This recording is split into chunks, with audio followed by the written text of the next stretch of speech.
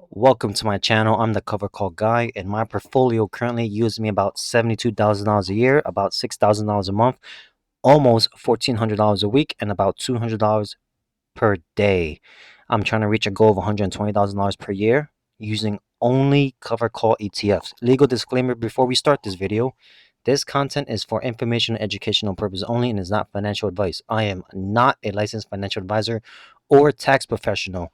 All opinions are my own and may be incorrect. Trading and investing involve risk, including loss of principal. Please always do your own research and consult a licensed professional before making any financial decisions. Remember, I'm just some random idiot you found online, and I could be completely wrong. And for those who correct me in my videos and the comments, I appreciate you. Thank you. You make me a better investor, and you make the community and all of my other subscribers a better investor. Today's video is going to be more of kind of my journey of how I got here and why I started investing and how I got into income investing. Um, you know, when I was 17, 18, pretty much I knew about investing, but I did not really dive into it because I was too scared to make that jump, right? It was all my money was tied up in high yield savings, CDs. I had some in bonds, right? So pretty much all my money was in like the traditional savings. And at some point, I almost got into running a business. And when I really took a step back and I started to really do my research, investing in a stock market is pretty much the sure way of it's almost a guaranteed path to success to financial independence versus um obviously putting your money in a savings account, right? You might not even you're not going to even beat inflation. Let's not even talk about being rich or financially successful, right? In terms of financial independence. So savings account was definitely out the question. And then thinking about opening a business, I was like, well, what kind of business, right? So what do people always need? Food, right? Restaurant. People always want to wash their clothes, maybe a laundromat or something. And, or buying up real estate properties. And when I was looking into it, the math just the math was just geared towards actual investing in the stock market. It's risky, but the other options were riskier. So I'm just gonna get into it. I'm gonna put my, go through this video is more of kind of like my journey, my thoughts, and I give examples of, kind of my, um, what I've kind of been through and how I came to this journey. So let's get through it. All right, three paths for your money. One, cash, right? It's the melting ice cube, safe feeling, but a guaranteed slow death by inflation. Path two, business route, right? It's kind of the way I saw it was kind of a lottery ticket. 65% of it failed in the first 10 years. Math is brutal for the American dream, and it's upwards of 90% fail within the first year if you go into the restaurant business. So 65% fail even with the first 10 years. So if you build it up, in 10 years you might not even have paid off the debt to start this business, right? And you still have a 65% of failing within the first 10 years. And anywhere from 80 to 90% fails within the first year. So think about that. I was kind of calculating and saying, this wasn't really worth it. And then path three was stocks, right? The snowball, and that's when I started learning compounding. You didn't need to take out a loan. Imagine having to take out a $500,000 loan to open up a business where you just saved up that $500,000, not saved up a 500,000, but invested towards that $500,000. By the time, within 10 years, you would have outpaced everything else. You don't need to take out a loan. All you gotta do is put money, and it compounds every single day. Pretty much, it was. I mean, the math behind it was just like why would you do anything else? And that's how I saw it. To me, it was like 100% success rate over 20-year period. Mathematically, certainty. It's an actual mathematical certainty. Over the course of 20 years, you were guaranteed for your money to never go down in a 20-year period. It's just impossible. That would be if you're American, live in America. That would mean America has failed. America doesn't exist anymore. That would be like the only way. All right, the cover call, guys, my journey, right? Defining financial independence, right? FI, financial independence, is a state where accumulated assets generate sufficient cash flow to support a desired standard of living indefinitely. This is what this channel is all about. This is why I'm trying to reach at least $120,000 a year. Of course, once I reach that, I'll probably push myself to 150, and it'll just keep going up, right? Because I like nice things. I like to do dumb things. I make a lot of crazy decisions in life. Sometimes um, I, I right now I buy a new phone every single year. So whether I need to upgrade or not, I like the new thing. I buy a new phone every single year. The phone I have right now costs me about $1,700. I upgrade every single year. So there's that. And then next year, I'm sure these Samsung and Apple. I like to switch between. I don't really have a preference. Um, so I switch between, right? So I buy the highest tier specs every single year, and it runs me and the next year I might I kind of like the Samsung, the Fold, the two screen, and that is like next year is probably gonna be like $2,400-$2,500. So just right off the bat, that's how expensive that is, and that's just one phone.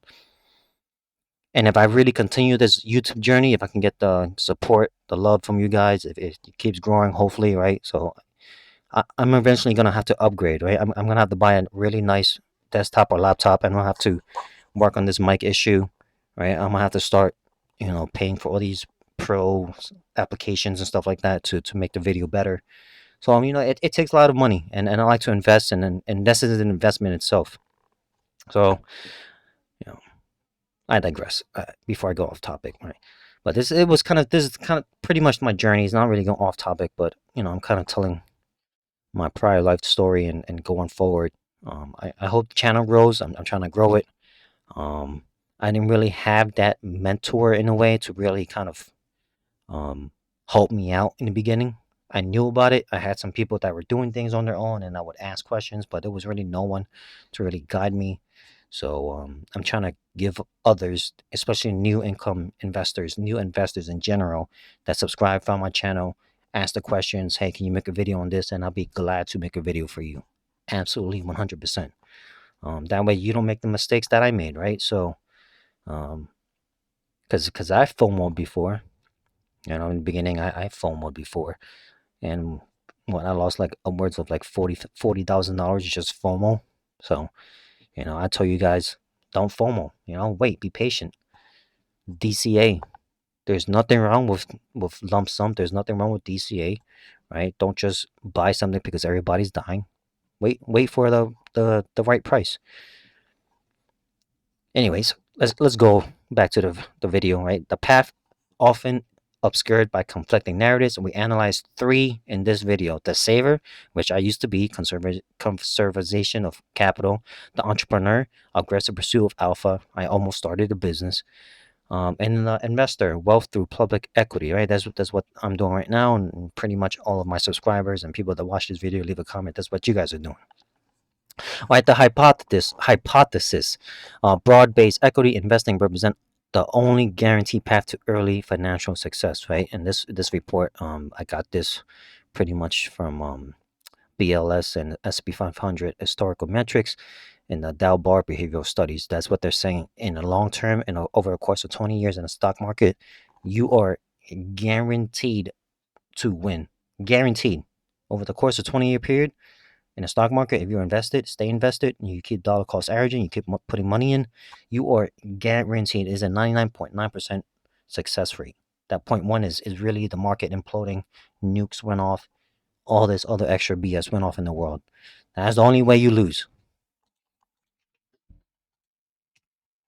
Core findings, right? So cash savings guaranteed a real term loss of purchasing power due to asymmetry between inflation rate that averages 3.29% and after tax yields. Entrepreneurship, I was just bad at it, I guess. I mean, this is really your preference, right? For me, it just didn't work out. Especially in the businesses that I was probably trying to go into, right? Carries a catastrophic floor. 65% of private establishment fail within 10 years, often resulting in total capital loss, because for the most part, you have to reinvest. You have to kind of take on more loans if you want to expand. Right? So a lot of things can happen. You can get sued. Just a lot of things to factor in, right? Or insurance just explodes, and um, yeah, a lot can go wrong. Equity investing, right? That's what we're doing right now. This is what this channel is about, right? Offers a risk portfolio profile where probability of loss diminishes to zero as time expands on a 20-year rolling horizon, right? Capturing uncapped global upside on a 20-year horizon. Your success rate is guaranteed to be 99.9%. Right? The illusion of safety, right? Mechanics of monetary decay, money illusion, right? Focusing on nominal currency value rather than purchasing power. A constant bank balance max guarantees a wealth degradation. Historical inflation, the average is 3.29% from 1914 to 2025. Again, that's if you believe what the government posts out, 3.29%, if that's what you believe. I'm not gonna go into the conspiracy route, but if you feel like things only went up 3.29%, I got a bridge to sell you. You can go ahead and wire me $1 million, and I can wire you back $10 million. The recent volatility post COVID spikes 2021 to 2024 exceeded 7 to 9%, and that's probably them being a little bit more honest. I want to say double digits most likely. During such periods, cash function as a melting ice cube, losing value faster than interest can replenish it. So holding cash, there was a certain time where cash was king, and now cash is trash, right? So for the most part, holding cash turns to trash. You might as well just put it somewhere, make use of it. If you're not gonna put your money to work, you are losing out, right? Your money is your soldiers. Put them to work. Make your money, use your money to make money. The tax inflation pincer movement, and interest is taxed as ordinary income, creating a negative real return trap. So here we here showing a graph of the real return of cash, right? So we have nominal value at high yield savings account at 5%. The notes here just pre-tax interest, combined tax rate of 29%, federal plus state tax costs, another negative 1.45%. So here, $5 times 29% after tax return is 3.55%. What the saver keeps. Inflation minus 3.29%. Historical average, right? And the real return is plus 2.6%, right? Near zero wealth growth. Of course, you should only be using this as dry powder for when you need to buy things, not an actual wealth generation tool. And then a side note down there, if inflation runs at around 5%, real return becomes negative, mathematically guaranteed purchasing power loss. Oh, and it got cut off. Sorry about that. All right, and then we have the entrepreneurial gamble, right? That's the route I almost took. The 65% failure rate, reality, 90% failure in year one is a myth, but the reality is still prohibitive for a guaranteed plan. So when I say 90% failure within year one, um, that is like certain businesses. That's why I put it out there. I'm gonna say it. It is a myth to most businesses, but not in the business like restaurants and I think anything with the, like food related, food industry, hospitality is pretty near up there. Um, and then of course this is just private establishments, right? Year one, 20% fail. Year five, pretty much a coin flip of 50-50. Year 10, 65%. Um, and then I want to put restaurant specifics because then you have to divide what type of restaurant is it. Is it the regular, depending on the neighborhood? Is it high end? Is it low end? Right? So year one, on average, when you combine all specific types, or the low end, generic to the high end, year one failure is 26 to 30%, but reaches 60% by year three. So it's pretty bad, right? It's pretty bad. I mean, when I looked at that, when I found this out, it was just like, wow, man, this. It's like tossing my money into the wind. It's like, all right, I hope it blows back and I get more back of it instead of spreading it all out. And I guess I'm grateful I didn't go that route because I'm pretty sure I would have been bankrupt by now, So, um, It was too much of a gamble for me. Concentration risk, diversification, where financial capital, life savings, home equity, and credit are deployed into a single entity. We have human capital, that's daily labor and career trajectory or tied to the exact same entity. And then geographical risk, exposure to hyper local threats like road closures or local zoning changes. Illusion of control, right? Owners believe they can control outcomes but cannot control global supply chains or consumer shifts. Diversified investors face volatility, concentrated owners face ruins. And I've seen this firsthand.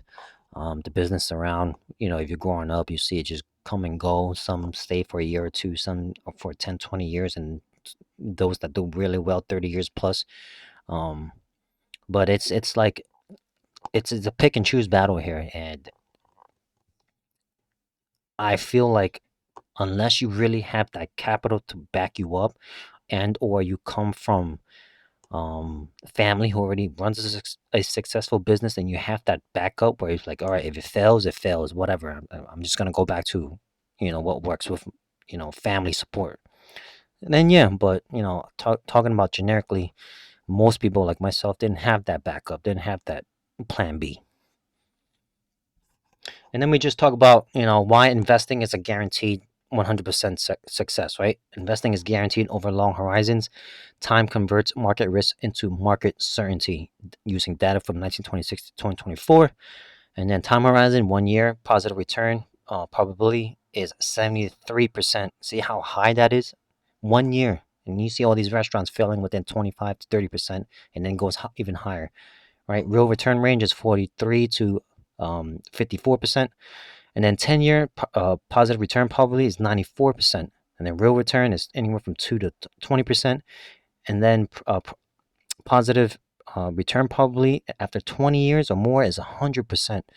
Right? Even the worst 20-year period, including Depression and World War II, had positive real returns. It's crazy. It's insane. You are guaranteed to win if you just stay invested. If you start investing and stay invested and invest consistently. Why would anybody else take any other route, right? It would make no sense.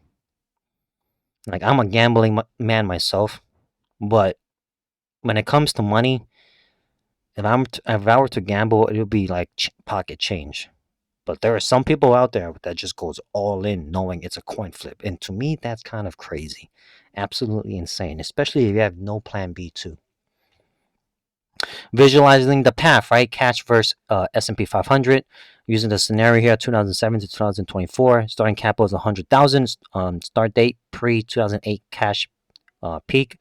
T-bills cash barely kept up with inflation, right? You're up 45 grand. S&P 500.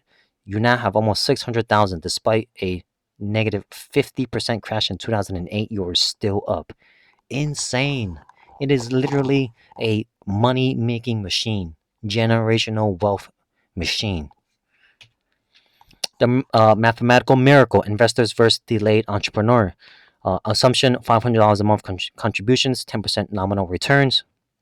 The scenario, the investor age 25 to 65, total input at 240,000, the value at 65, 2.7 million. The delayed, age 35 to 65, total input 180,000, value almost a million. Right, core cost of waiting a 10-year delay saved only 60,000 in contributions, but cost 1.7 million in wealth. And for the most part, I think my subscribers are around anywhere from 18 to 30, 35. There are some that have mentioned that they're retired already. I hope you stick around because you would be great contribution to my channel, and you guys are pretty much the uh, not the, well, what they call it, the control group, and and what's the other group here, but what I mean is, like, we can look to you guys for real world, like, effects. Right? When I put out a video, I hope for those that left a comment that are saying I'm already retired using this, I hope you stay. I appreciate you guys leaving a comment saying, "Hey, this is working. This isn't working. This is what I'm seeing in my taxes. This is what I'm not seeing." Or if you're an American, if you live in America, hey, if you're having subsidized healthcare plans, if you're not, this is how you're doing it. I hope you guys stay around because you're a great contribution to my channel and to my viewers and my subscribers.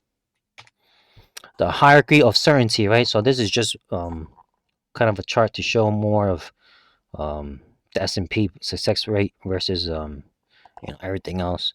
While stocks become safer with time, cash becomes riskier with time. So as you can see here, if you stay invested versus just holding cash, whether it's underneath your pillow or in a bank account, high yield savings account, it's burning away, right? Like I said, you should only have cash aside for obviously emergencies or dry powder for the stock market dips. Other than that, just put your money to work. I strongly believe that. Put your money to work. If you need only only need $1,000, $2,000, $5,000 saved away in a high yield savings account or $10,000, that should not be touched, and that's for emergencies. Other than that, put your money into like a weekly T-bill so it can actually earn interest, and then actually you can sell right away and then use it for dry powder. It just makes more sense that way. Addressing the risk, the behavioral gap, the market guarantees return to the index, not necessarily to an investor. Panic selling breaks the guarantees. When I say on almost all my videos, love the red days, embrace the red days. Even for those who are retired, embrace the red days, because when the red day comes, you are buying quality, good stocks for a discount. Who doesn't want that? I don't care where I'm at in life. If I'm an accumulation phase or consumption phase, I want good stocks on sale. Why would I not want that? My money goes a lot further. When you panic sell, you completely disrupt the compounding effect. Never, ever, never, ever touch the principal unless you need to. Don't ever touch the principal. You can touch whatever, what's after that, but don't ever touch the principal unless you absolutely need to save your own life or something. Don't touch the principal, because when you touch the principal, you're pretty much guaranteed you're gonna have to start over from zero. You interrupt everything, right? And this is just a Dow bar study, right? And just showing you the gains over the course of the year and the amount. Sequence risk and the Japan fear. A lot of people that are quite too young, including myself, didn't experience the Japan fair, but we still do right now, November 2025. We still feel the Japan ripple effect, right? And then we'll talk about SOR, right? That's just market crash immediately upon retirement, and you have to start sell. You have to sell in order to survive. But for this channel, we don't sell. We just live off what is distributed to us. The Japan scenario is that the Nikkei, the Japanese stock market, took 34 years to recover from the 1989 high, right? And then, of course, my rebuttal is that if you stayed invested, dividends recovered years earlier. And then if you had global diversification, I talk about international stocks, right? So don't put all your eggs in one basket. Have at least one or two. Gold counts too, right? You have gold or silver, that counts. Doesn't necessarily have to be invested into international market. Gold and silver counts, right? So, or Bitcoin. Strategy behind this: human capital as a bond, stable job, right? If we are still working, and you want a stable job, it acts like a bond. Steady income allows for aggressive equity allocation versus a volatile job, right? So, sales startups act like a stock, requires larger cash buffer. And of course, there's hierarchy of strategies. Dominated, of course, is cash guaranteed. Meritocracy, short-term comfort, long-term destruction. Speculative is business, high variance, low success probability, binary outcome. And then dominant, right? Investing over the long term is guaranteed success, captures equity risk premiums. And then these are just some empirical case studies, right? Cash In the 1970s, savers kept $100,000. From 1970 to 80, nominal growth, but purchasing power collapsed about 50% due to 7.1 inflation. That was the stagflation era. For those who are old enough, at least 60, 65, maybe pushing 70, would have felt this. Post-COVID, cash drag. I'm sure every single subscriber here has experienced the post-COVID. That was about 6, 7 years ago, maybe 8. Right, started in 2019 or 2020, so maybe not, maybe like 7 years ago, about 5, 6, yeah, 6 years ago. $50,000 in the bank from 2021 to 2024, you lost about almost 20% of purchasing power, and that's 20% is from government data. It's more. It's not 20%. That's just from government statistics. But if you're hearing it from me, it's a lot more. I'm gonna say even upwards of like 40%. Paid $9,000 in inflation tax essentially from your 50K in the bank. High yield tax trap. 5% CD in we're using New York is a 40% tax, net 3%. Inflation is about 3.5%. Real return negative 0.5. Losing wealth while paying taxes, right? You're putting money in a CD just to lose money. Argentine lesson, right? In 2001, currency peg break. Savers lost 70% value overnight. Cash is a state liability, not a hard asset. I don't know if I have anybody that subscribes to me from Argentina. I know there's Brazil, and I know Brazil kind of has that up and down, not really knowing what's going to happen. So for the subscriber in Brazil, this is a lesson learned. Put your money to work, right? You got to buy commodities, gold, silver, something to kind of not really need the cash. Dry powder, which is my waiter, right? Moved to cash in 2013, waiting for crash, missed 200% bull run, even buying 2020 bottom didn't catch up, right? So your dry powder is used to buy the dip, not just to wait. Don't wait for the crash. Use that dry powder for buying the dip, or if the market does crash, use it to actually, all in.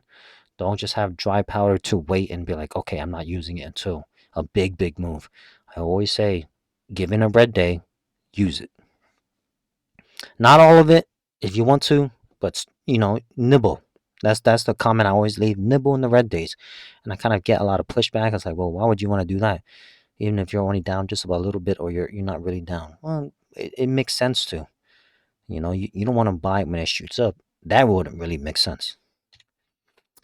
Empirical case studies, cash again, right? 2010s, lost decade. If you guys want to pause the video, I'll just go through it so we don't, take 4 hours for this. Emergency fund erosion, Japanese cash hoarder, healthcare costs, bond yield illusion. And then we start with the business, right? The local bistro, Gordon Ramsay, right? Gordon Ramsay closed 23 restaurants. If an expert fails roughly 30% of the time, you think an amateur like me is going to make it out? Hell no, right? And then we have the unicorn flop, QB, raised 1.7 billion, failed in 6 months, 90% capital destruction. Then we have Jamie Oliver, right? Empire collapsed in 2019, closed 22 spot, owed 80 million pounds. Brand fame didn't mitigate operational risk. Then we have the franchise trap. Actually, I was a franchise owner. I did go into business, but I kind of sold my part out. Maybe that's another video for another day. Bought $300,000. Bought for $300,000. Usually the asking price is anywhere from 150 to like 300 to $500,000 now. Net 50K a year, working 60 hours, deducting labor work equals 0% return on investment. You basically bought yourself a job. Crazy, right? WeWork, right? Everybody remember WeWork? No, I feel like WeWork was such a fraud. And then we have the liability tail. A friend almost opened up a gym, but I talked him out of it. I was like, you just rather just. He's into real estate now. I got him into real estate instead of a gym. Gym's failure rate is like 70 or 80% too. Survivorship bias. Right, for every Zuckerberg 1,000 failed social media networks, 90% venture capital failure, 90% venture-backed failure rate. Liquidity crisis, right? Owner tried retiring in 2020, couldn't sell business. Illiquid, forced to work for 3 more years. You have the pivot failure. Retail store pivot to e-com, ran out of cash. Right, Chapter 7 liquidation. Businesses need capital injections. Stocks don't. And we have stocks, right? Of course, we got to do stocks, right? We got the depression survivor, invested in the 1929 peak, held for 20 years, positive returns, dividend invested despite worst collapse. Lost decade, dollars cost average, lump sum 2000 to negative uh, 2009. So that lost decade, the stock market went nowhere. But if you stayed in, right, monthly dollar cost average, you would have healthy profits by 2013. If you held in even more, my God, you would have been a multi-millionaire by now, right? So just stay invested. It's a long-term win, guaranteed. And then we have the, the early bird Jack at 25 to 35, Beach Joe 35 to 65, right? So one third of the capital. Time is the most potent lever. And of course, we have the panic sellers, like I mentioned, and the global diversification, right? Worst timer Bob, which is just like Bob invested only at peaks, never sold, millionaire after 40 years due to market drift. Inflation hedge, 1970 stock volatile but repriced. 1982 bull run crushed inflation, bonds decimated. The 4% rule success. 1966 retiree, worst year, had a 60-40 portfolio. Last 30 years, 96% other years ended with more money. Then we have the born millionaire. Teacher, 50K salary, 50% into S&P 500 for 35 years, retired with $1.5 million. Financial independence without high income. Of course, if you guys want to go that route, we are trying to reach it before, having to invest for 35 years. We're trying to cut that by one third. A resilient basket, right? Enron, Lehman. I don't know if anybody subscriber was old enough to experience that, but I did. Enron, Lehman went to zero. S&P investor lost 0.2% on each. Winners like Apple compensated. Basically, Enron was fraud though. Enron did fraud. Lehman was a huge bank, so or hedge fund. SOR, I talked about this, right? So SOR is just when during the worst time, and you guys have to sell your actual investments to survive instead of living off the cash flow. This channel is all about cash flow, so we don't have to worry about this, but I just wanted to mention this SOR risk. My verdict, investing is the only way. Saver, 100% certainty of loss. Entrepreneur, stacked odds. Investor, 100% success over the course of 20-year time frame. My call to action for you guys, if you're watching this video, you don't need a miracle. You need a boring plan, right? Calculate your financial number, which is 25x expenses, and start your compounding clock today. And this is probably even less if you are income investing. So if you're new, welcome to the channel. That's all we talk about. I'm in my early 30s, and I'm trying to reach my goal before 40 or even earlier. And I hope you guys are trying to do the same, because if you are, then we have the same journey. We'll document each other's journey. Thank you for watching. Join our journey to financial independence on this channel. Like, comment, subscribe. I'm going to try to do a new video every day. I'm going to try. Hit the bell to stay updated. Thanks for watching. Stay tuned. Catch you guys on the next.